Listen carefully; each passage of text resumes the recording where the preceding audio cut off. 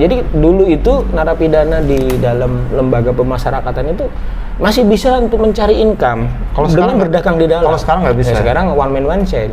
Dikeluarkan ketemu matahari mungkin sebulan sekali.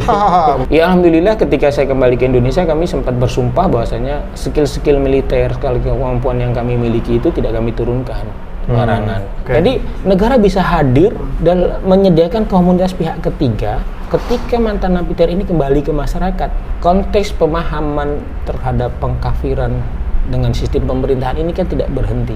Langsung ya saya bertobat kepada Allah atas kesalahan tersebut. Saya mohon ampun. Apa pemicu yang kemudian Anda berubah? Ini peci pertama kali atau apa dipakai? Ini buat upacara. Oh.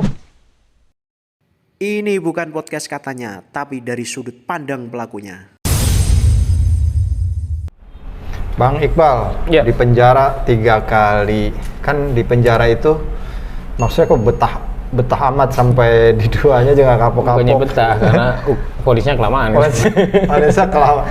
Jadi kan penjara itu ya overkapasitas, overcrowded. Kemudian orang-orang yang di penjara katanya mungkin banyak juga kesaksian bahwa bukan malah tambah baik, tapi malah kapasitasnya tuh meningkat. Dia yang tadinya misalkan katakanlah kurir di dalam jaringan teroris, tapi jadi pas begitu masuk keluarnya dia malah menjadi naik kelasnya. Itu gimana tuh pengalaman yang penjara itu sebenarnya kan high crime school, sekolah kriminal tingkat tinggi, karena di situ akan berjumpa dengan masyarakat yang begitu banyak tindak kriminalnya, baik kriminal umum, kriminal khusus, ataupun dengan berbagai jenis yang lain, berbagai jenis kejahatan. Dia saling belajar ya. Di situ kan juga ada yang masyarakat level high, level medium, level bawah kan begitu. Ada tapi juga. Teroris kan dipisahkan. Dulu enggak. Di era saya 2005 sampai 2009 itu kita masih berbaur. Mungkin hanya ruangannya saja pisah, tapi satu blok kita punya satu ruangan. Itu 2005 sampai 2010. Bahkan kita bersinergi dulu dengan petugas ya di dalam bidang pembinaan kerohanian. Kita bersinergi dan kita melakukan program-program yang dijalankan oleh pihak lapas, pembinaan, kajian, dakwah dan sebagainya. Ya kita tidak mengajarkan yang lebih detail, materi-materi dasar umat Islam ya, bagaimana kita bisa membentuk narapidana itu minimal dia bisa sholat atau membaca Al-Quran secara baik dan benar. Kita tidak pernah berpikir mereka ikut dengan kita atau mungkin dengan ikut secara aktif kan gitu.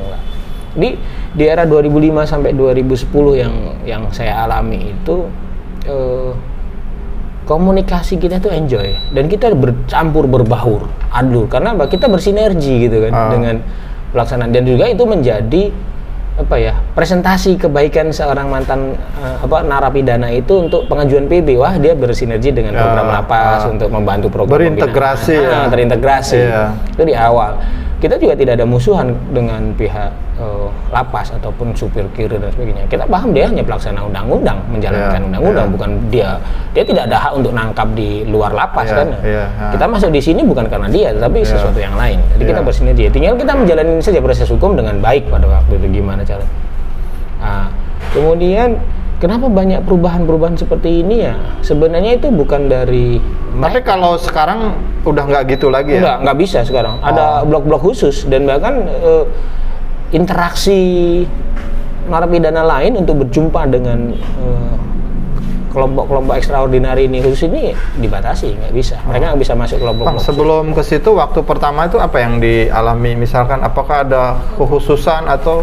Ya mungkin secara kebijakan politik kita di dalam agak diemaskan ya, agak diberikan kekhususan, kewenangan khusus atau kebijakan khusus untuk dalam bermasyarakat di dalam. Dulu termasuk yang kooperatif atau enggak waktu di penjara pertama? Saya termasuk, saya ikut di Bina di Bitker juga, bidang kerja. Oh, artinya kooperatif ya dengan program-program. Saya ikut di pembinaan di Balai Latihan Kerja, di situ kan banyak kegiatan berangkat pagi sampai sore, sampai saya pulang. Kenapa kooperatif, Bang? Biasa kan dia menentang, nggak bisa ini yang diperjuangkan kita benar gitu. Tentunya berbeda, karena tidak semua orang itu memiliki ideologi yang sama mungkin ya. Ada juga yang dia vonis juga mungkin menurut saya agak menentukan juga kan.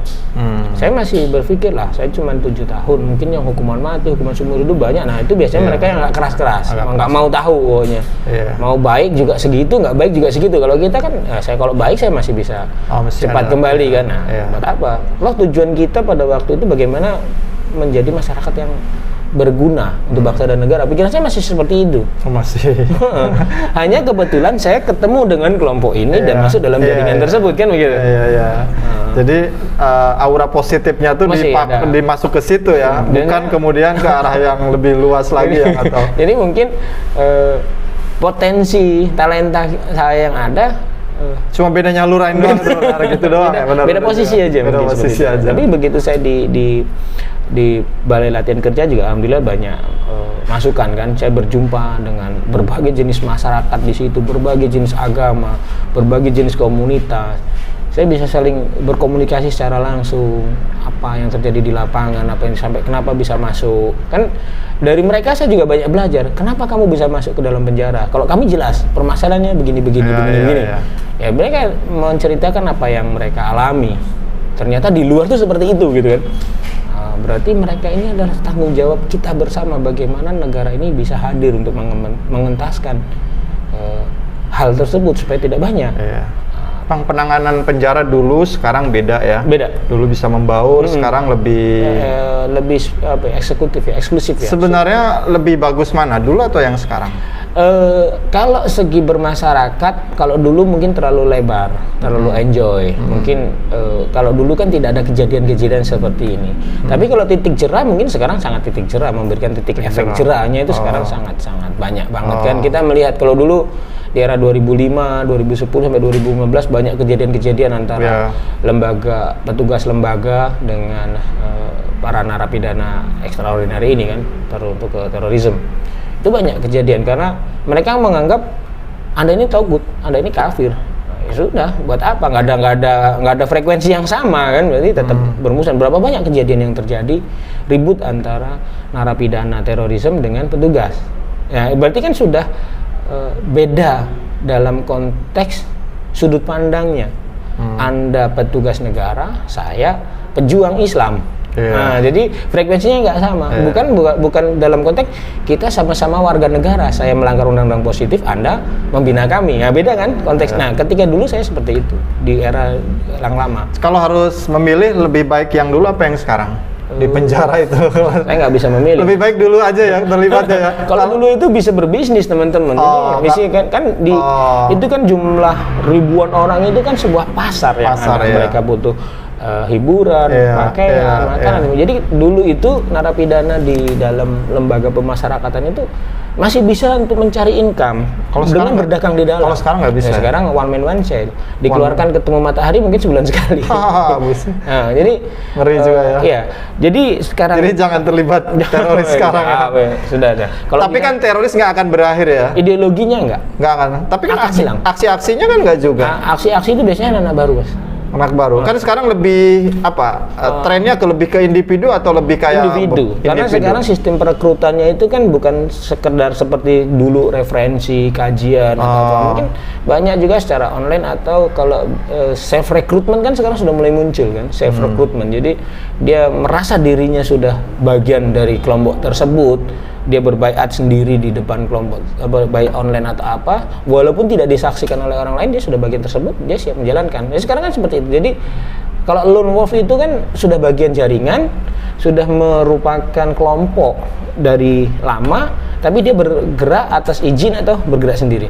Tapi sekarang self recruitment kan terlepas karena memiliki ideologi dan keinginan sama, walaupun mungkin pemahaman narasi keislaman. Self recruitment itu kayak gimana? Contohnya?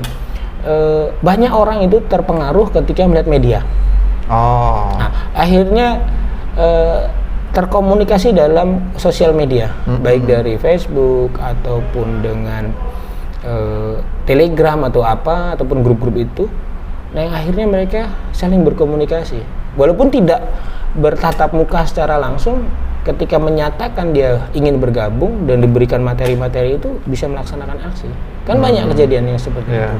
Nah sekarang kalau individu itu siapa yang akan Kan sekarang kalau misalkan paling terdepan adalah kelompok ISIS ya. Di Indonesia ada Zaman Ansaruddaullah. Kan di sana udah kolaps mereka. Di Timur Tengah sudah iya, mulai sudah hancur. ini. Nah, kalaupun kenapa masih ada operasi-operasi individu atau kayak gitu? Aksi-aksi teroris yang individu? Konteks pemahaman terhadap pengkafiran dengan sistem pemerintahan ini kan tidak berhenti. Mungkin pelaku-pelakunya ada yang sudah tertangkap, tetapi pemahaman itu kan tidak semuanya tertangkap. Iya, pemahaman nggak bisa kita ini ya. Jadi pemahaman itu liar di luar. Proses penakfiran bahwa jadi, negara ini kafir ini tuh masih berjalan terus. Kita berpikir dulu ketika jamaah Islamiyah ditangkap habis, ketika bom Bali 2 habis, kita berpikir tidak akan ada lagi aksi terorisme karena jamaah Islamiyah sudah banyak ditangkap. Pelaku-pelakunya sama kayak virus corona ya. Ada vaksinnya, ada varian baru lagi. Ada varian baru seperti lagi. Itu. Jadi muncul sebuah generasi. Kalau di pemahaman teman-teman bahwasanya konteks jihad itu tidak akan hilang, generasi lama sudah tidak bisa dipakai, konteks generasi jihad baru terus. Konteks jihad kekerasan yang saya maksud ya. Melawan sistem kekafiran dengan peperangan dan kekerasan itu pasti di keyakinan rekan-rekan itu akan ada terus sampai hari kiamat nanti. Pasti akan berganti orang terus itu. Oke, Bang Iqbal, kan sulit itu. Iya, Bang Iqbal sekarang bisa disebut sudah berubah atau gimana? Iya, haruslah. Harus berubah. Kita sudah berubah. Itu sudah di masa yang lalu yang tidak perlu. Oke. Tapi kita wajib menyesali kesalahan. Oke. Saya menyesali kesalahan apa yang pernah saya lakukan. Kalau mungkin pengalaman di sana ya sudah, itu Allah yang menilai kan. Itu sudah kami serahkan kepada Allah. Tapi kesalahan-kesalahan yang saya lakukan, mungkin ada korban atau tidak yang saya tidak ketahui secara langsung, ya saya bertobat kepada Allah atas kesalahan tersebut. Saya memohon ampun kepada Allah. Apa pemicu yang kemudian Anda kemudian berubah? Faktor-faktor apa yang misalkan awalnya kenapa misalkan merenungkah atau gimana? Banyak faktor juga sih. Nggak satu ya itunya? Jadi saya yakin teman-teman itu juga individu-individu mantan napi ter kombatan ataupun yang pernah aktivis-aktivis gitu kembali ke NKRI kalau mungkin sekarang ya, reintegrasi itu faktornya juga banyak. Mungkin satu komunikasi, komunitas, lingkungan, dan tentunya doa orang tua itu sangat orang tua itu ini banget ya. Jadi gini, saya pernah menghadiri sebuah acara di salah satu yayasan swasta. Ketika saya jadi narasumber, waktu itu kurang lebih 2015 atau 2016 itu ya.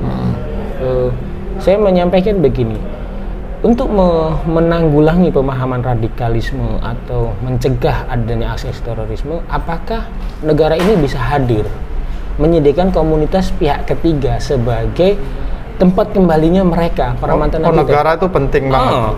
Jadi negara bisa hadir dan menyediakan komunitas pihak ketiga ketika mantan napi ter ini kembali ke masyarakat, minimal ada komunitas mereka yang bisa menerima. Nah, alhamdulillah sekarang sudah banyak terbentuk kan yayasan-yayasan yang mungkin dibentuk oleh pemerintah untuk menaungi.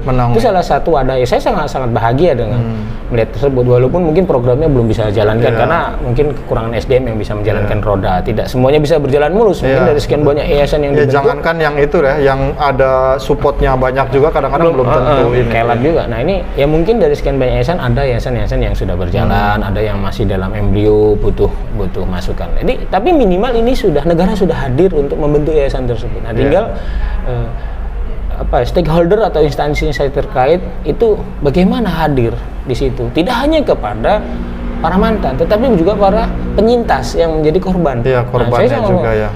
Bagaimana negara ini hadir juga kepada para penyintas yang menjadi korban aksi terorisme. Nah, dari situ ketika saya banyak berjumpa ya, tentunya berjumpa dengan para korban itu walaupun mungkin tidak terlibat dengan aksi terorisme yang pernah saya lakukan, tetapi dalam konteks aksi terorisme kan cukup luas. Saya bertemu dengan beberapa orang korban bom Bali, terus bom Kuningan dan sebagainya. Saya meneteskan air mata, bahkan mereka, saya berpikir kalau itu terjadi kepada diri saya atau kepada keluarga saya gitu loh. Padahal Bang Iqbal nggak terlibat langsung, secara langsung ya. Itu bukan bagian aksi-aksi saya, karena saya kan tidak. Karena beda ya itunya ya, waktunya beda, pertama kali ya. Mereka menjadi korban, saya di mana? Nah, saya dalam operasi apa atau saya dalam? Kalau dalam kondisi waktu rame ISIS mungkin dengan kemampuan segini sudah ngeksekusi banyak orang ya. Apalagi saya seorang pelatih juga kan. Iya, dulu iya. sebagainya. Jadi ya alhamdulillah ketika saya kembali ke Indonesia kami sempat bersumpah bahwasanya skill-skill militer, sekali kemampuan yang kami miliki itu tidak kami turunkan sembarangan. Apalagi saya pernah di Akademi Militer Filipina itu ya banyaklah hal-hal yang mungkin tidak didapatkan teman-teman di sini karena di sana kita ada laborat, ada uji dan sebagainya, ada belajar yang lebih khusus ya. Itu kalau diturunkan sembarangan berbahaya. Makanya waktu itu teman-teman itu jangan sampai ini turun ke orang yang menggunakan untuk kepentingan yang menimbulkan kemudaratan yang lebih besar. Tadi kan orang tua juga penting. Nah, bagaimana kalau orang tuanya yang merekrut, gimana itu? Memang begini Mas,